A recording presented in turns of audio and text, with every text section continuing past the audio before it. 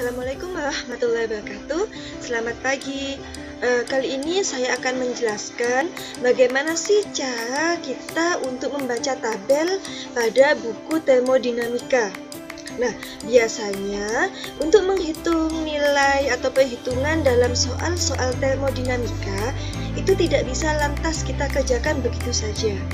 Biasanya kita memerlukan menghitung data ataupun nilai properties yang bisa diperoleh dari tabel di belakang atau di halaman-halaman belakang pada buku termodinamika. Nah, di sini saya mengambil contoh. Ini saya ambil dari buku Introduction Thermodynamics karya Morangi Sapiro edisi ke-7, yang mana saya mengambil untuk indeks tabel pada SI unit, jadi satuan SI. Di situ pada buku Morangi Sapiro ini ada tabel dari A1 sampai A27. Tiap tabel ini menyatakan bahasan atau topik dari tabel tersebut. Misalkan pada tabel A1 yang menyatakan tentang atom, ya, yang nanti menjelaskan tentang molekular weight atau berat daripada molekul tersebut. Nah, kemudian tabel properties, entah itu pada satu atau water khusus pada tabel temperatur, tabel A3, tabel tekanan, dan sebagainya. Untuk penjelasan pada materi hari ini saya cuma menjelaskan sampai di tabel 4 saja. Yang penting memahami gimana membaca tabel itu sendiri. Yang pertama tadi, pada tabel A1 ini lebih ditekankan pada pengenalan substance atau properties pada beberapa atomik, seperti pada asetilen, kemudian etanol, amonia, dan sebagainya. Diketahui formulasi kimianya atau kita ngomongnya rumus kimianya, kemudian molekularnya. Berapa sih molekular beratnya atau molekular weight-nya? Seperti ini. Untuk lambangnya adalah M, kemudian satuannya adalah kilogram per kilomol. Jadi semisal pada amonia, maka nilai molekularnya adalah 17,03 kg per kilomol. Pada temperatur berapa? Jadi nilai ini diperoleh pada batasan temperatur tersebut dalam Kelvin. Tekanannya juga disampaikan. Lanjut, untuk tabel A2, perlu diketahui pada tabel A2, baik pada edisi yang baru maupun yang lama, yakni tetap membahas tentang tabel temperatur, yang mana di sini kondisinya adalah liquid vapor. Jadi adanya campuran. Campuran kita bisa lihat di sini ada liquid. Nah, misalkan pada volume spesifik ya. Nah, ada VF maupun VG. Pun pada internal energy ada energi internal F atau liquid dan UG atau internal energy pada kondisi vapor. Semuanya sama. Nah, karena di sini dinyatakan bahwasanya adalah tabel temperatur, maka yang ditampilkan di awal adalah temperatur. Nah, ini sebenarnya banyak, sampai sekitar 150 derajat Celcius. Saya cuma mengambil contoh ya. Di sini ketika kita menyatakan pada misalkan, nah ini H2O ya. Ini untuk kondisinya adalah pada properties fluida H2O, ini disampaikan di sini juga. Jadi ada dua. Terlihat di sini H2O, nah ini satu water dengan kondisi liquid vapor ya. Contoh yang paling mudah adalah misalkan ketika kita ingin menanyakan berapa sih nilai daripada volume spesifik untuk kondisi liquid pada temperatur 10 derajat Celcius. Nah, jadi kita bisa melihat, oh pada temperatur, kita lihat kolom temperatur, kita pilih 10 derajat Celcius, kemudian kita cek pada kondisi volume spesifik liquid. Nah, Anda perhatikan di sini, kenapa ini dikalikan dengan 10 pangkat 3 atau dikalikan dengan 1000? Karena kenyataannya nilai yang ada di tabel ini adalah 0,0000100 sekian. Jadi nilainya sangat kecil, sehingga ketika tidak dikalikan dengan 1000, akan memperbanyak, gampangnya seperti itu. Sehingga ketika Anda nanti menuliskan di lembar buku Anda, maka tulislah nilai ini tapi dikalikan dengan 10 pangkat minus 3. Ingat ya, pangkat minus 3. Kenapa? Karena aslinya nilai ini adalah 0,00 sekian.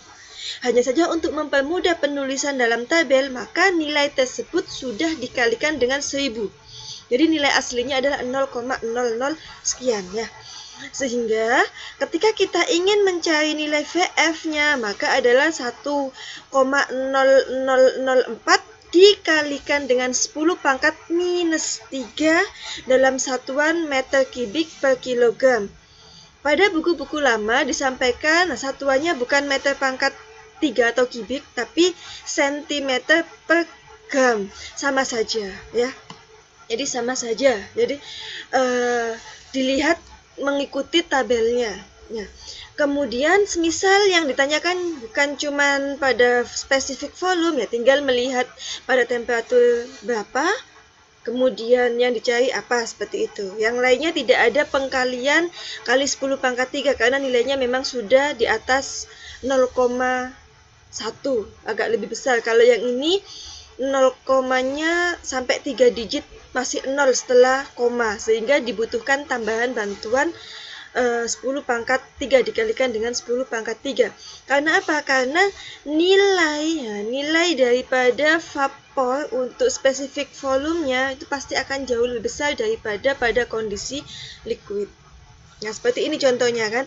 Pada kondisi liquid ya kan, dia ada di sini titiknya, VF-nya.